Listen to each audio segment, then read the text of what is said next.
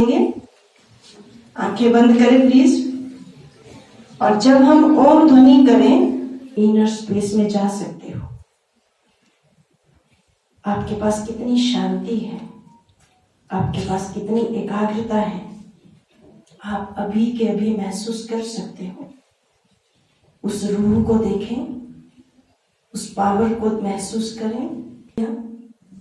ऐसे मुझ में भी ऊर्जा है प्रकाशित हो रही, और उसकी रोशनी आपके चेहरे पर पड़ रही, आपके आंखों में जा रही बैलेंस।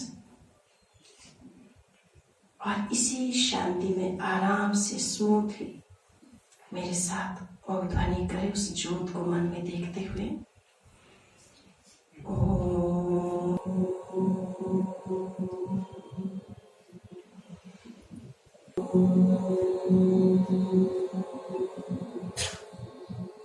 शांति शांति शांति। धीरे धीरे आंखें खोलें।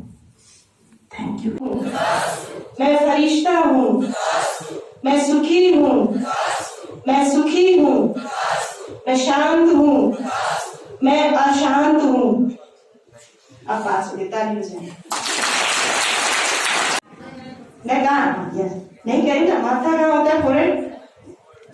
प्रेजेंट माइंड नहीं है। सब हूँ, मैं पवित्र हूँ, मैं शांत हूँ, मैं फरिश्ता हूँ, मैं एंजल हूँ, मैं सुखी हूँ, मैं दुखी हूँ। संस्कारों के वश होकर के हम वो गलत काम फिर हम कर लेते हैं, वो एक अलग चीज है। लेकिन हमारे अंदर जो मन के अंदर जो बहुत सारे विचार पैदा होते हैं, उसकी जजमेंट देना ये बुद्धि का काम है। लेकिन हम करते क्या हैं? करते वही हैं जो हमारे संस्कार होते हैं। इसलिए संस्कारी होना बहुत जरूरी है। देखो आप सब। उसके बाद मैं आपको एक चीज बताऊं कि ऑफिस में लोग मुझसे मिलने आते हैं, तो जिन लोगों ने उस दिन मुझे 5 किलोमीटर वाली मैराथन में मिले थे, और कई लोगों ने मेरे साथ सेल्फी खिंचाई, तो आज कहीं मिलते हैं तो कहते सर ये देखो हम आपसे पहले मिले हैं। तो मुझे पता नहीं चलता कब मिला, लेकिन उस दिन मिले थे सुबह। मेरा अपना टारगेट था कि कंप्लीट करना है।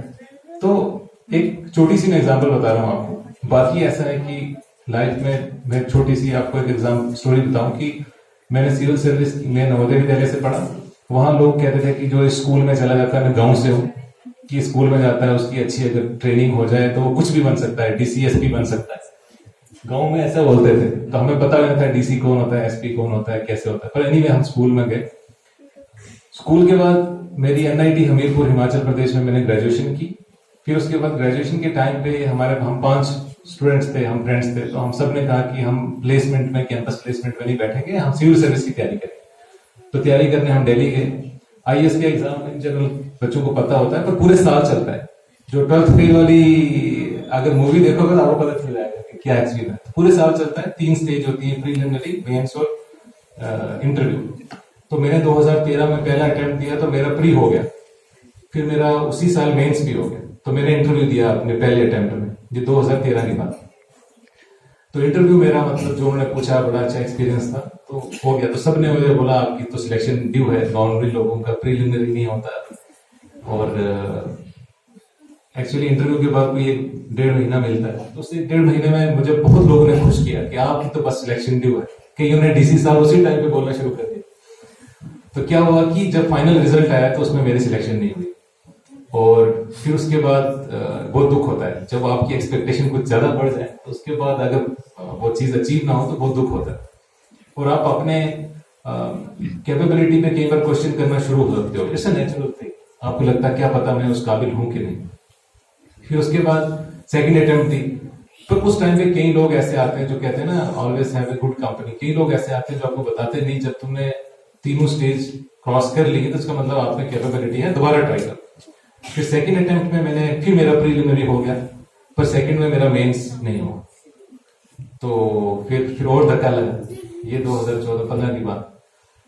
फिर 2016 में, फिर उसके बाद फिर दोबारा मैंने, फिर 15 में मैंने दोबारा दिया, मेरा प्री भी नहीं हुआ। तो एक हिसाब से 2015 तक मैंने मेंस में मैं इंटरव्यू तक से हार चुका था, मेंस भी मैं फेल हो गया और मैं प्रीलिमिनरी भी फेल हो गया. So basically in 2016 I was in a very, I won't say like, of course in that situation कि जहां इंसान सच में डाउट करने लगता है. और घर से मैं फर्स्ट ग्रेजुएट हूँ अपनी फैमिली से, और फैमिली में जब प्रोफेशनल कॉलेज में कोई पहुंचता है तो दे एक्सपेक्ट कि ये कोई किसी प्राइवेट कंपनी में जाएगा, पैकेज मिलेगा, सब लाइफ सुधर जाएगी एंड स्टाफ. और 3 साल तक मेरे पास कोई जॉब नहीं थी. तो उस टाइम पे जामिया मिलिया में एक सीनियर आईएएस ऑफिसर आए, तो उन्होंने बताया कि जो 20s का टाइम, जो मतलब 20s की जब आपकी एज है 20 से लेकर 30 तक, कहते तब आप इमीडिएट कुछ अचीव करने की कोशिश मत करो. मतलब ऐसा मत सोचो कि जो आपने अभी मतलब जो जैसे लोग होते हैं ना जल्दी सेटल होने वाला कॉन्सेप्ट कि जी नौकरी लगी बस.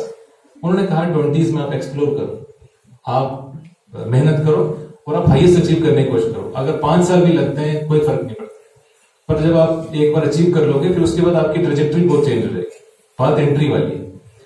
और उसी टाइम पे एक चीज ये भी मतलब मुझे किसी ने बोला कि वो होता है ना वो कि कई बार समंदर में जब आप तैर रहे होते हैं या आपकी कश्ती चल रही है तो आपको किनारा दिखता नहीं काफी देर से, पर आप कई बार तब छोड़ देते हो जब किनारा बिल्कुल पास होता है पर दिखता नहीं.